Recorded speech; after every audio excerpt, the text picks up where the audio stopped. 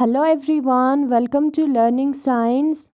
आज का हमारा टॉपिक है इलेक्ट्रिक डाइपोल। आज हम देखेंगे कि जो इलेक्ट्रिक डाइपोल होता है वो क्या होता है। ठीक है, तो सबसे पहले हम कंसिडर करते हैं कि हमारे पास दो चार्जेस है, दोनों का जो मैग्नीट्यूड है वो इक्वल है, दोनों का जो वैल्यू है वो इक्वल होगा। ठीक है, चार्जेस का जो मैग्नीट्यूड है वो इक्वल होगा। हम सपोज करते हैं दो चार्जेस को, लेकिन इन दोनों चार्जेस का जो साइन है वो ऑपोजिट होगी। तो लिखते हैं यहाँ पर साइन ऑपोजिट होगी। एक चार्ज हमारा प्लस क्यू होगा और दूसरा चार्ज हमारा माइनस क्यू होगा, और इन दोनों चार्जेस को किसी डिस्टेंस ने सेपरेट किया होगा। उस डिस्टेंस को हम ड्रॉ करेंगे और इसी को हम इलेक्ट्रिक डाइपोल कहते हैं। दो इक्वल और ऑपोजिट चार्जेस जिसको एक डिस्टेंस ने सेपरेट किया है उसको हम इलेक्ट्रिक डाइपोल कहते हैं। और ये जो डिस्टेंस है वो है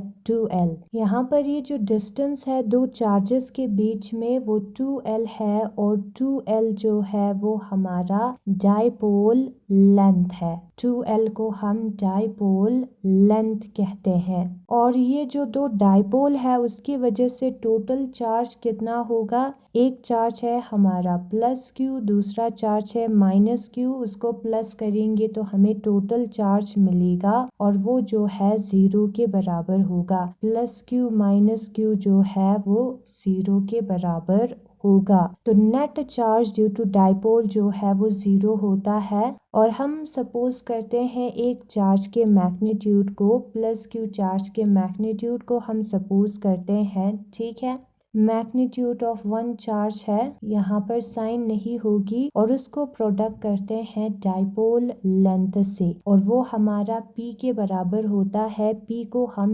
डाइपोल मोमेंट कहते हैं। P जो है वो Q इंटू 2L के बराबर होता है, जहाँ पर Q जो है वो एक चार्ज का मैग्नीट्यूड है, 2L जो है वो लेंथ है, और इसी P को हम कहते हैं इलेक्ट्रिक डाइपोल मूवमेंट। और ये एक वेक्टर क्वांटिटी है, तो यहाँ पर एरो आएगा, और ये जो डिस्टेंस है वो हमारा डिस्प्लेसमेंट है, यानी कि वो एक वेक्टर क्वांटिटी है। इस डिस्टेंस का डायरेक्शन होगा ना। अगर हमें बिना डिस्टेंस के लिखना है, सिर्फ मैग्नीट्यूड को लिखना है, तो एरोस का हमें यूज नहीं करना होगा, जो कि डायरेक्शन के बारे में बताता है। तो सिंपल P आएगा और वो हमारा है मैग्नीट्यूड इलेक्ट्रिक डाइपोल मूवमेंट का। अब ये एक वेक्टर क्वांटिटी है तो इसका डायरेक्शन होगा, इसका डायरेक्शन जो है वो किस डायरेक्शन में होगा। इसका डायरेक्शन जो है वो नेगेटिव टू पॉजिटिव होगा, नेगेटिव चार्ज से पॉजिटिव चार्ज के डायरेक्शन में होगा। और ये है हमारा डाइपोल मूवमेंट का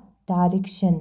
फिर उसके बाद हम लिखेंगे SI यूनिट को। SI यूनिट में हमें क्या करना है, हमें जो है चार्ज का यूनिट लिखना है, क्योंकि dipole movement Q into 2L होता है। चार्ज का यूनिट होता है कूलम, 2 कांस्टेंट है, लेंथ का यूनिट होता है मीटर। तो कूलम मीटर जो है वो SI यूनिट है हमारे इलेक्ट्रिक डाइपोल का। तो यहाँ पर डेफिनेशन दिया है, a system of two equal and opposite charges separated by a certain distance is called electric dipole. हमारे पास दो इक्वल और ऑपोजिट चार्जेस है और उनको एक डिस्टेंस ने अलग किया है, और उसी को हम इलेक्ट्रिक डाइपोल कहते हैं। An electric dipole is shown in figure। यहाँ पर फिगर में इलेक्ट्रिक डाइपोल दिखाया है। The distance 2L between two charges of an electric dipole is called dipole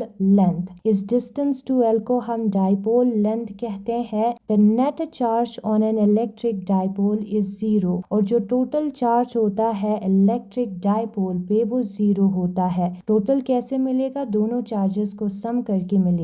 ठीक है, एक पॉजिटिव दूसरा नेगेटिव है तो 0 होगा। फिर उसके बाद आता है इलेक्ट्रिक डाइपोल मूवमेंट, जो प्रोडक्ट होता है magnitude of either of the charge of electric dipole और डाइपोल लेंथ के बीच में, उसको हम इलेक्ट्रिक डाइपोल मूवमेंट कहते हैं। P वेक्टर जो है वो Q इंटू 2L वेक्टर के बराबर होता है और जो मैग्नीट्यूड होता है इलेक्ट्रिक डाइपोल मोमेंट का उसको हम P is equal to Q into 2L लिखेंगे बिना वेक्टर के।